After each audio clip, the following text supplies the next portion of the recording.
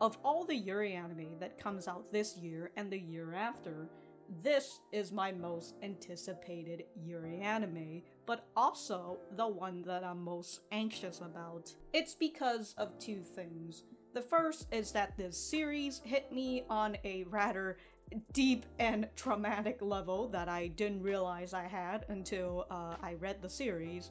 And the second is that the anime is being animated by Passion. And if you guys don't know who Passion and my history with it, I don't generally like them. I feel like they fucked up Citrus quite a lot, which is one of my favorite Yuri series, to which, you know what, Citrus Plus, there's still nothing happening in there, what's going on? Anyways, I had a bone to pick with Passion ever since they released Citrus, but I have to give them the benefit of the doubt because, I mean, I don't really want to come in expecting that they're going to fuck this up, but they did do a good adaptation for Mieruko-chan, so for the most part, you know, I would assume that it's been years since Citrus and they've improved and they kind of showed it with Mieruko-chan, so I'm hoping that we're gonna get to that point where that this is going to be a good adaptation and I can put all that portion of my anxiety on the side, you know, because in the end, I'm going to get hurt and I'd rather it be the series that hurts me and not Passion that hurts me.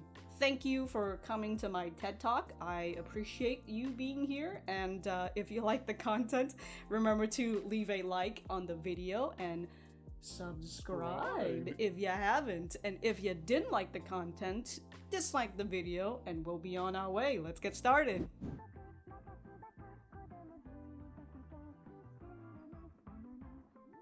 Oh, showcasing the...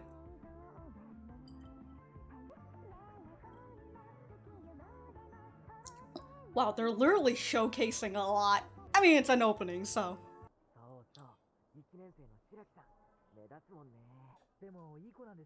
She's super nice, huh? There she is!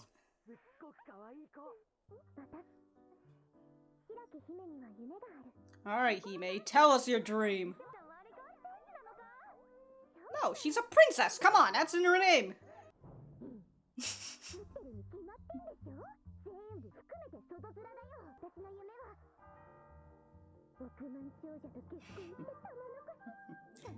She's like, I'm going to be a trophy wife.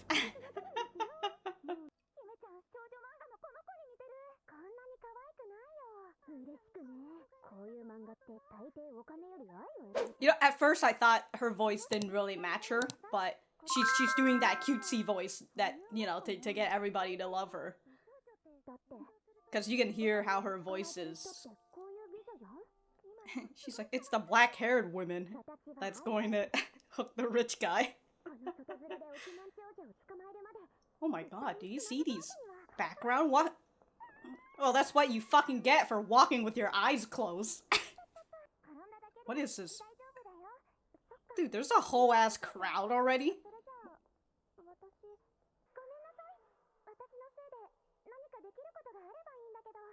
Oh, she's...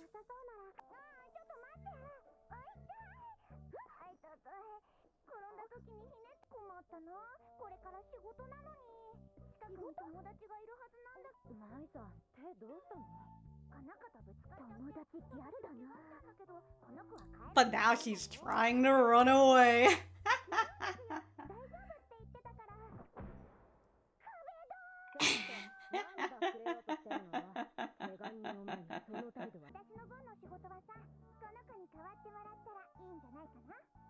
Yeah. This was all a scam, Hime. You've been kidnapped, Hime. Run! Dude, they're taking you across the city, Hime. Oh my god, those 3D models. It looks legit. Which means you should be even more afraid.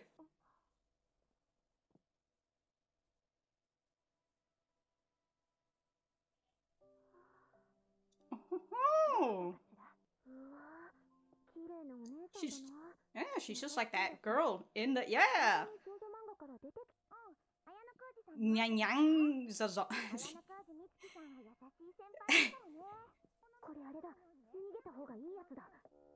One of those time I gotta bail.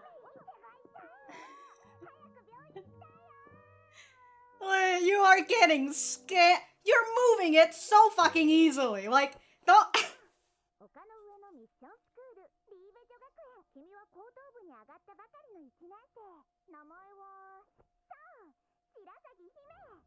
Shirasagi. Just like in a shoujo manga.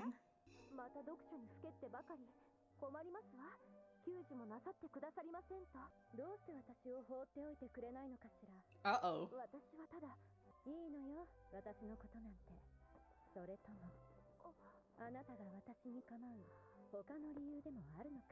Oh, shit!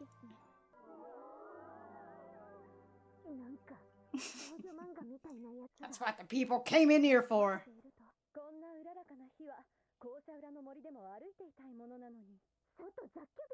It's all urbanized out here.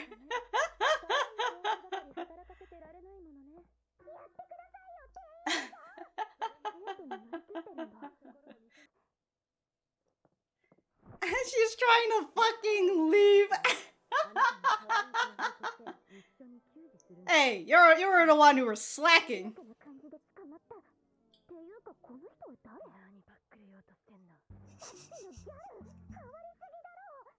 She didn't even realize.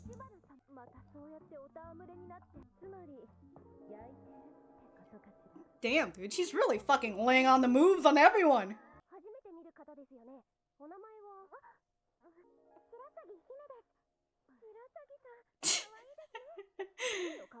You're telling me.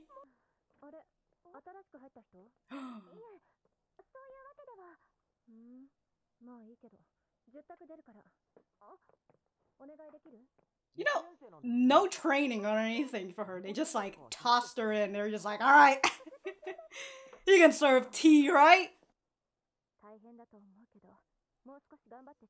Can you?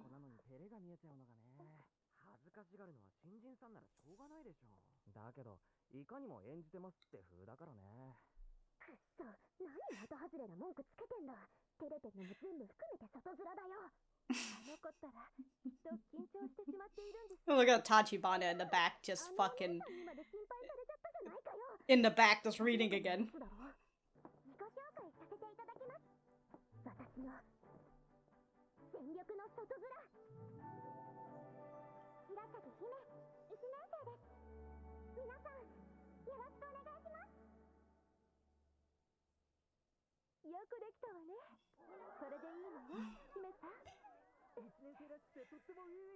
Just like a real first year.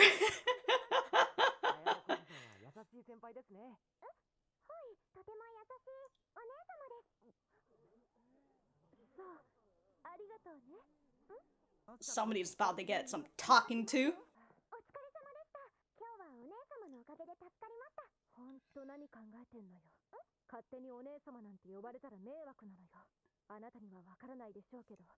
Well, it's your guys' fault for not telling her the fucking rules. So, like, don't fucking get mad at her. What happened to the kind senpai? We should have you see, look, this is like what Tachibana said. Oh, it took a while at the hospital. She really went to the hospital to get that fucking cast on. You're being scammed, Hime! You're being scammed!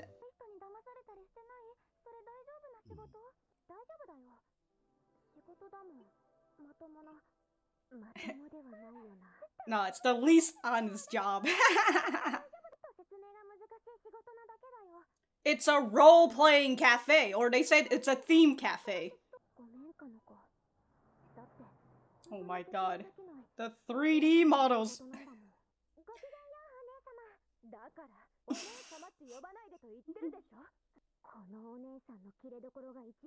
It's the One-sama! Just stop telling her it!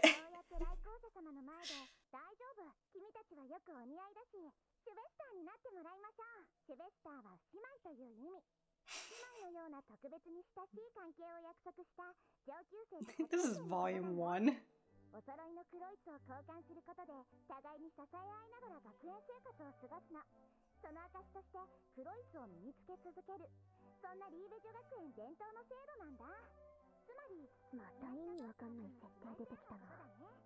Oh, you're not thinking it in Yuri logic. Come on, Hime.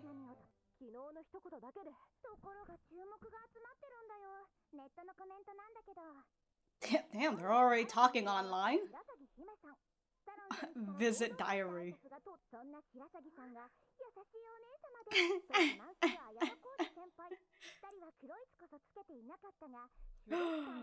Oh shit, better give what the people what they want.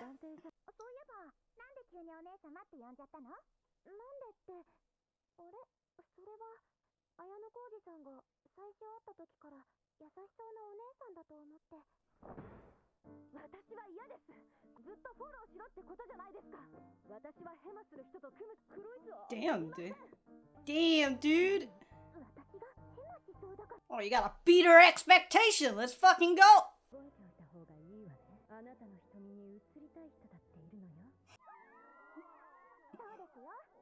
Oh.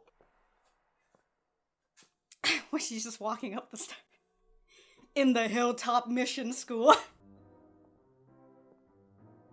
Damn, boys.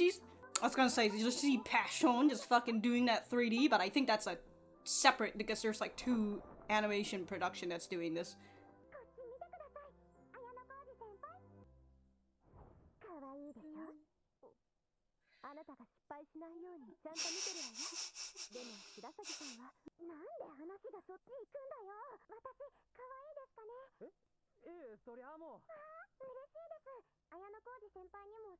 Damn!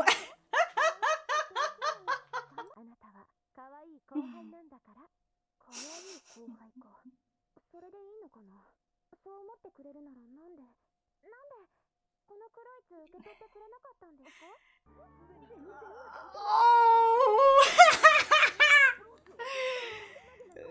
The fucking drama that's happening now. The people are fucking soaking it up.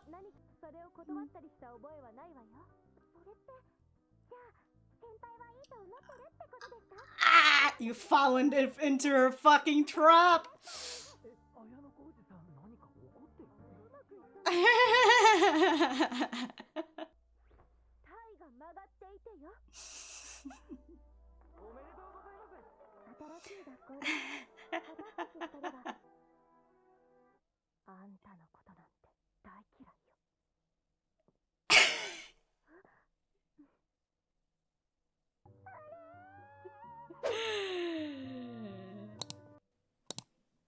And then it...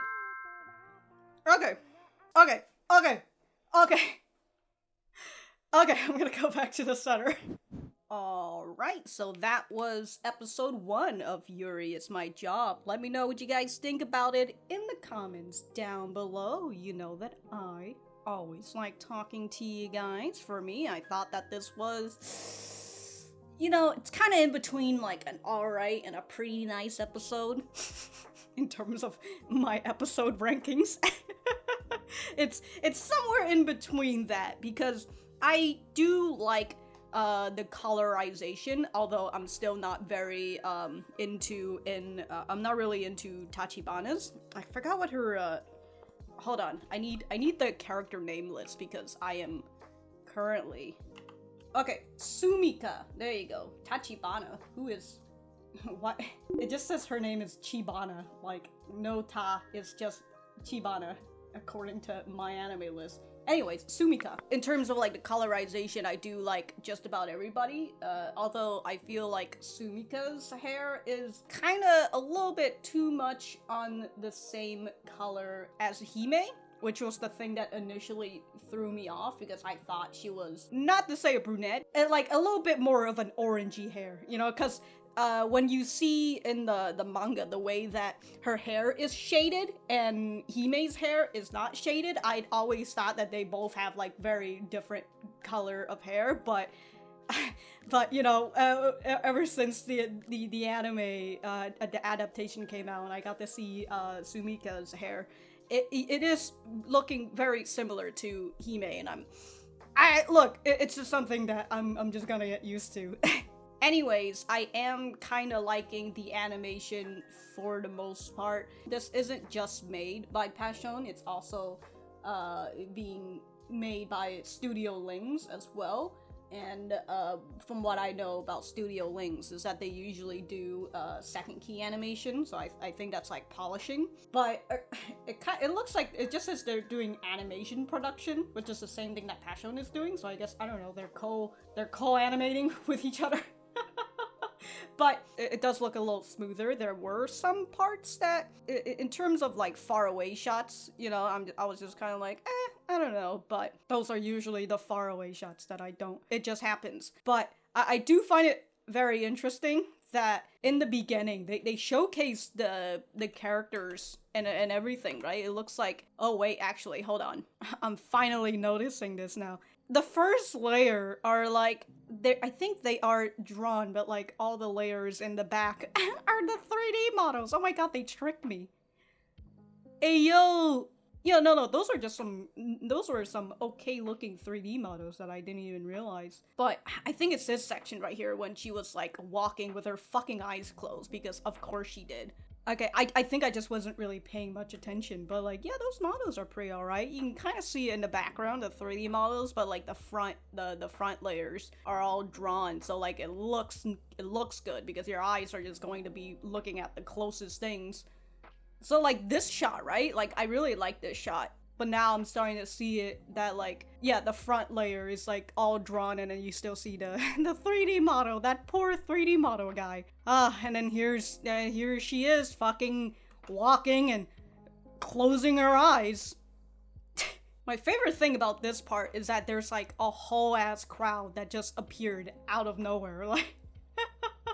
Like, Jesus Christ. And then some of them got, like, their phone. I mean, I would assume they're, like, texting or something. But, like, this dude right here, he's got it sideways. He's recording them.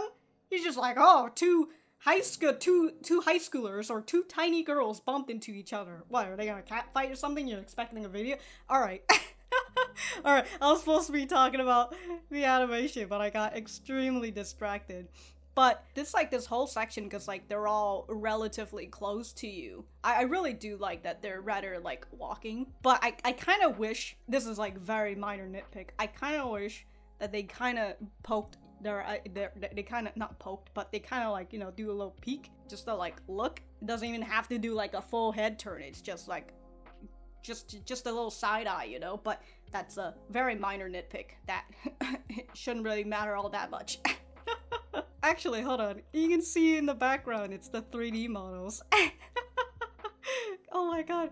Oh, that's so fucking good. Okay, anyways, in terms of like, you know, the background settings and everything, it looks very nice. And again, it certainly does look polished and everything. For the voices, I made an initial comment that Hime's voice doesn't really match her, but that's because she's going into her cutesy low voice, you know. We see that her dream is to get married to a rich guy and essentially become a trophy wife, and that's why she's putting on this facade that so that everybody likes her and all that. And it seems like she's got a little bit of trauma in the past, as showcased towards the end, where you see all these little kids in elementary, it seems, saying that, hey, you know, don't act that way, that's fake, you know, why the fuck should I talk to you, that whole thing. So it seems like she does have a little bit of trauma, and that's why she's trying to keep on this facade of hers for a long time. And so that's why she has that, like, very cutesy voice, but when you hear her inner voice when she's not being cutesy, that voice certainly matches her. So I very much enjoy that. I also really like Nene's voice. That's the chef. she's got that low voice, which I really like. For the most part, I also like Sumika's voice as well, and Mai's voice is, well, well, I mean, it's also pretty good. I think I like just about everybody's voices for the current moment. We'll have to see, I'll have to hear more of it. Anyways, the one thing that I don't particularly like is the music selection, and it just hurts me because they're giving out this very, like, comedic sounding music, right? It's like the music is trying to tell you, this is a haha moment, you know, laugh. And it's so on there. I'm just like, ugh. But the one thing that music does is that it actually makes me realize, oh, I guess this is supposed to be a haha moment, because when I read through the manga, the series, right? Yuri Is My Job, they call it a dramedy. So it's a comedy drama, right? And so that was the one thing that I was just like, okay, a comedy drama, we'll see how that goes when I first read the manga. And then eventually, you know, I got through the series and I'm just kind of like, where's the comedy? All I ever seen was the fucking drama. Some of these scenes that I guess we could see as a comedy, I didn't really see it, because as I said in the beginning, this series kind of tap into this trauma of mine that I didn't realize I had until I fucking read it. So a lot of the time when I read this series, I just get very anxious. So I suppose the comedy aspect kind of just flew right over me, and I didn't really mind it, you know. I didn't really care much for the comedy and all that. So when the anime comes in and it's showcasing that this is the funny scene, you know, this is the funny scene, you laugh at it right now, I'm starting to like see it, where I'm like, oh, so I guess that is supposed to be, you know, I guess that is supposed to be funny. But in the end, I don't particularly like it. If you've seen my other reactions and stuff, I don't know which one specifically. If you've just seen my other reactions, whenever there is like these comedy sounding music, I tend to make a comment about it, because I generally don't like it, like these silly sounding music. Sometimes I kind of like it if it's very, like, not to say obvious, but it's very loud and like it's obviously a fucking gag, you know, and you want to play up to that. I can kind of see it, you know, and I can kind of understand it. I suppose the one that does it well in terms of like using the music to really hit with the comedy is Bocchi the Rock, because I didn't really had much of an issue about the soundtrack in there. In fact, I really liked the soundtrack, and I really like that it enhances some of the comedic part. I think the one that I really liked in terms of how they showcased it was when it was like in episode 3 when Hitori had texted to her bandmates about what they need to do in order to get Kita to come join, because she told that whole fucking line. You heard that fucking sick EDM beats. Like, that was really nice. I really enjoyed the way that they showcased that. But here in this anime, it just kind of feels like a lot of horns. And it just makes it sound very silly. You know, it's I don't know. I don't know. It's I don't know, maybe it's just a me thing. I don't know, let me know what you think. But in this episode, again, we're introduced to Hime and her dream, and also her little trauma that she had back when she was young. We were introduced to basically all of the cast. I mean, we got to see the opening, and that opening literally tells you a lot. But yeah, we're introduced to our main character, Yano, who Hime initially, you know, when they were talking about the shoujo mangas and stuff, you know, the girls were like, you look just like the shoujo manga. And she's just like, yeah, whatever, but like, don't you think that she's pretty fucking cute? You know, it's the girl that's like black haired and everything. And it's just, I guess, I don't know, maybe that's just Hime showing her preference, because when she first came into the cafe and she sees Yano, she's just like, whoa, you know, and she explained later on that she looked like that one girl in the shoujo manga, you know, that she preferred, and that's why she ended up calling her Onesama, which is just, hey, you know, like I said, totally not her seeing her having her preference or anything. But of course, we get to see the theme of this cafe. It's a theme cafe, so it's basically about these girls in like the Liebe academy and all that, you know, and they're just fucking role playing. I would not be able to be in this sort of job, you know. This is why I would never be able to work in like Disney jobs or anything, you know, because you have to play a character and you have certain things that you can't say. I would be fired on the spot.